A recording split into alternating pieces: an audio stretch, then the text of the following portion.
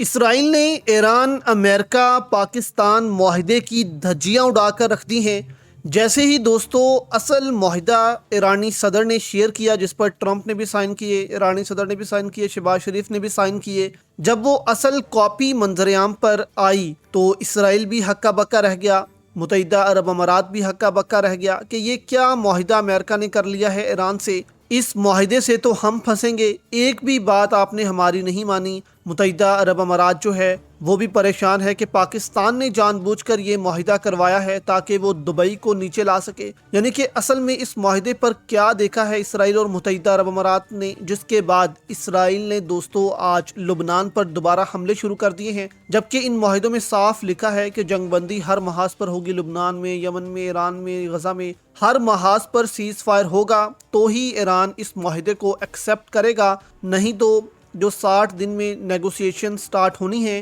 اور ایک بڑا معاہدہ ہونا ہے وہ پھر ہم نہیں کریں گے، یعنی کہ وہ معاہدہ جو ہے وہ سائن نہیں ہوگا جب تک یہ پوائنٹس ان پر عمل درآمد ان 60 دنوں کے اندر اندر نہیں ہو جاتا۔ تو اب اگر سیز فائر توڑا ہے اسرائیل نے تو ظاہر سی بات ہے کہ ایران جو ہے وہ بھی اب ہارموز کو دوبارہ سے بند کر دے گا۔ اب اصل میں ان معاہدوں پر دوستو لکھا کیا ہے جس وجہ سے اسرائیل پریشان ہے، یو اے ای پریشان ہے؟ یہاں پر ویژولز دوستو آپ دیکھ سکتے ہیں کہ آج لبنان پر حملہ کر کے تقریباً 20 سے زیادہ لوگ شہید کر دیے ہیں اسرائیل نے، اور اسرائیل نے امریکہ کو بتا دیا ہے، ٹرمپ کو بھی بتا دیا ہے کہ اصل سپر پاور کون ہے اس دنیا کی۔ جو مرضی کہتے رہو، اسرائیل کبھی بھی نہیں مانے گا۔ اسرائیل جو ہے وہی اس دنیا کو چلاتا ہے، وہی امریکہ کو چلاتا ہے۔ اب یہ تو دوستو طے ہے کہ اسرائیل کا جو انفلوئنس ہے وہ امریکہ میں بہت زیادہ ہے، وہاں پر فوج کے اندر یہودی گھسے ہوئے ہیں، میڈیا کے اندر یہودی گھسے ہوئے ہیں، پولیٹکس میں یہودی گھسے ہوئے ہیں، تو اسرائیل کا جو انفلوئنس ہے وہ بہت زیادہ ہے امریکہ کے اندر، یورپ میں بھی بہت زیادہ ہے۔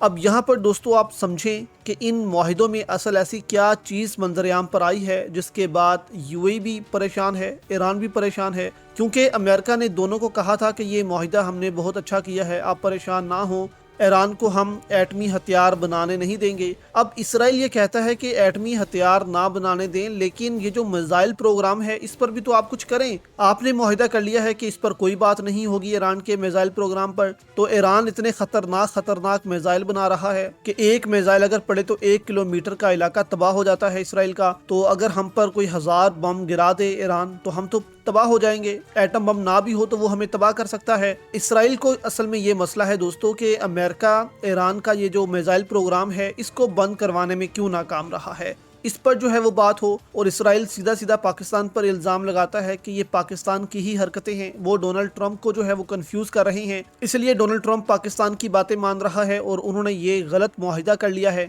جس میں ساری چیزیں جو ہیں وہ ایران کی مانی گئی ہیں، ٹرمپ کو اور اسرائیل کو کچھ نہیں ملا، جبکہ متحدہ عرب امارات اس لیے پریشان ہے کیونکہ اس معاہدے میں دوستو آپ دیکھیں یہ جو 5واں پوائنٹ ہے اس میں لکھا ہوا ہے کہ صرف 60 دن کے لیے فری ٹریڈ جو ہے وہ ہارموز سے ہوگی، اس کے بعد بے شک ایران چاہے تو وہ ٹیکس بھی لگا سکتا ہے، جو مرضی لگا سکتا ہے، صرف 60 دن کی اجازت ہوگی دنیا کو کہ وہ یہاں سے ٹیکس فری تجارت کر سکے۔ اسی وجہ سے متحدہ عرب امارات بھی پریشان ہے۔